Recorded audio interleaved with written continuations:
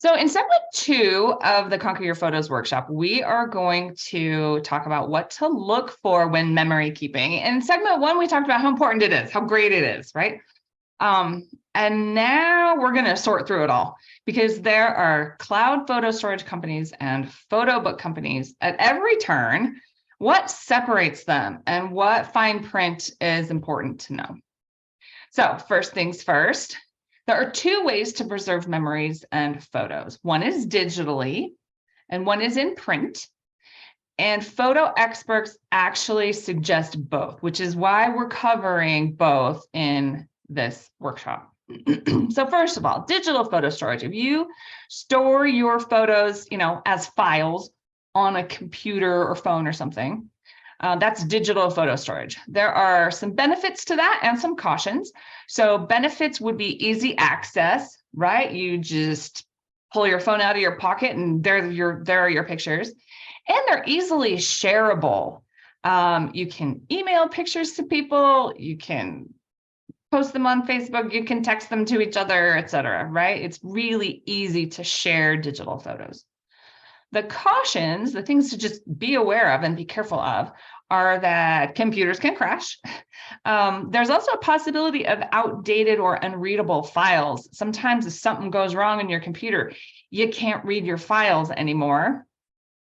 And then, outdated technology changes all the time. So who knows when what we have now will be outdated. The other thing is that you do need an expensive device in order to see your pictures. Phones are not cheap and computers are not cheap. And so you need one of those in order to be able to see your pictures if they're digital. There can also be privacy issues, which we'll dive into a little bit more as we go, such as data mining if your pictures are stored in the cloud, like stored with someone else. So those are just things to be aware of. For print photo storage, I'm talking about either printed photos or in a book like you see here. So the benefits of printed photos are that actually print can last upwards of 200 years. We still have pictures from the mid 1800s that are still in existence, which is pretty amazing if you think about it. And then another benefit of printing your photos, storing your photos in print, is that you get hands-on, in-person sharing and connection. So while texting a photo is really cool, so is pulling out a photo book and sitting with your friend next to you and you showing them all about your adventure that you had or whatever. Another benefit is that pictures that are printed are easily accessible without an expensive device.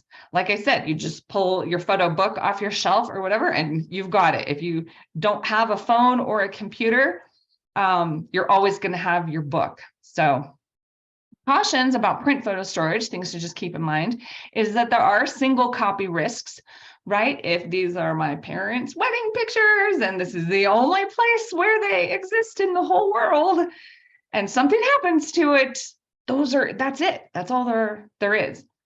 And then related to that is it's damage or loss is possible with a print photo. Water can damage it, fire, toddlers, dogs, stuff like that. So just things to know and keep in mind. So when you're trusting your precious photos and memories to anyone, the most important things to know are the company's privacy policies, print quality, and longevity policies. So this is something I think we all figure out eventually, sometimes through not great experiences. But free or cheap cloud services offering digital photo storage are free or cheap for a reason. They make their money in other ways, such as data mining, which means selling your information and or your photos. Which I will tell you, the first time I heard about that, I thought, oh, that can't be true. Who would do that? No, actually, it is for real a thing. Some companies, and we'll look at some of those in another segment, but will actually use your data and or your photos. So, mind blown. Okay. So the majority of cloud photo services do not guarantee longevity either.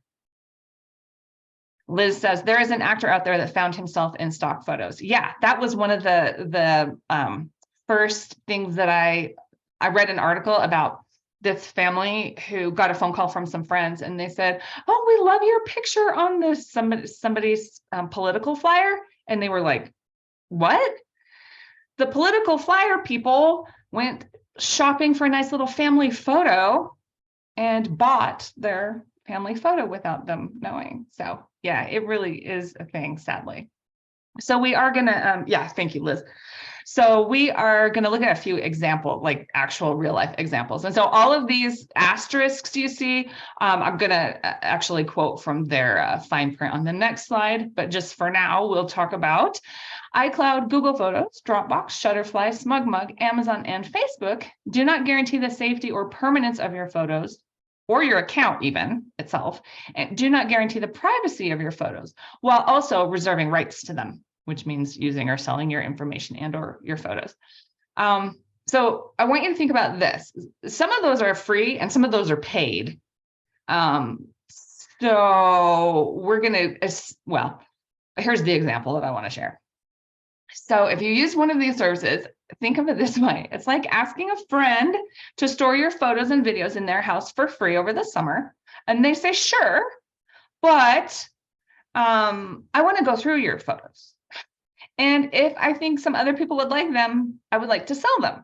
Like, we would never agree to that, right? And then, yeah, that's exactly what we do, often without knowing, because it is fine print with some of these other companies. So let's just look at a few examples just to make you aware, make all of us aware that this is really a thing. This could happen to you. Something that you think is safe, and all your memories and all your photos and your ancestors' pictures digitally, yeah, there's some fine print. Okay, so iCloud, the first one, iCloud terms of service say you agree that your account is non-transferable, and that any rights to your Apple ID or content within your account terminate upon your death. For me personally, I don't take pictures or keep pictures or like journal and preserve my memories just for me. Yes, it's a benefit to me, but really I'm doing it for my kids and their kids and their kids. I want them to see pictures of my mom. So something that terminates upon my death, useless to me.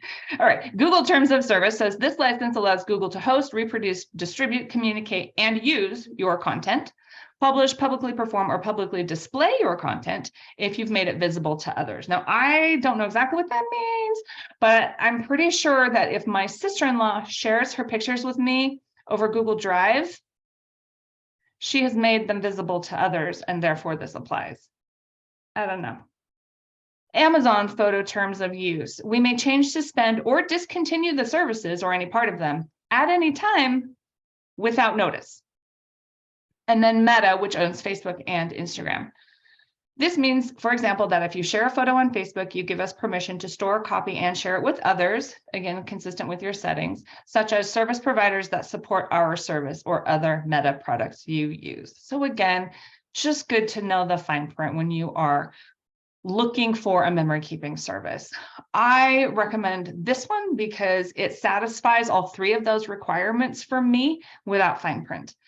So privacy, quality, and longevity. Now, when I talk about longevity, it's like, yeah, they're happy to keep my pictures today, but Google or whoever, yeah, they're happy to keep my pictures today, but what about next year? What about 10 years from now, right? So these three requirements for my pictures are satisfied with Forever. And so that's the one that I love and use and recommend. So privacy with Forever, your photos are guaranteed private. There's no data mining or rights reserved to your photos. They are yours and just yours. Quality, they have best in the industry quality for printed photos and photo books. The digital storage uses bank encrypted security. I heard somebody say once that, like, I don't have that for the pictures on my own computer. I don't have a whole security team looking over my pictures at my house, but with Forever you do. And then longevity, you own your photo storage, actually. You don't rent it, you own it. and you own it forever so that it can be passed down to another generation. And in fact, Forever guarantees your photos for your lifetime plus 100 years. So let's start safeguarding your photos. All you need to do to get started doing that is a Forever account, which is free, and it includes these great benefits. So you can see over here at the right, you actually get 2 gigabytes of free photo storage. And I say photo, but actually you can save videos and stuff in there as well. So 2 gigabytes is about 250, between 250 and about 500 photos. It really just depends on the size of your photos, but it's roughly in that range. And then I love this. When you open a new Forever account, you actually get a $20 coupon emailed to you to use for anything. So like if you wanted to buy more storage, or if you wanted to create a photo book or something, you can use that $20 towards it, which is really cool. And then you get free mobile and web apps that will help you organize your photos and make photo books and all that great stuff. So to start safeguarding your photos, we are going to finish up this segment by opening our Forever account so that we can start organizing and storing and preserving memories in the next upcoming workshop segments.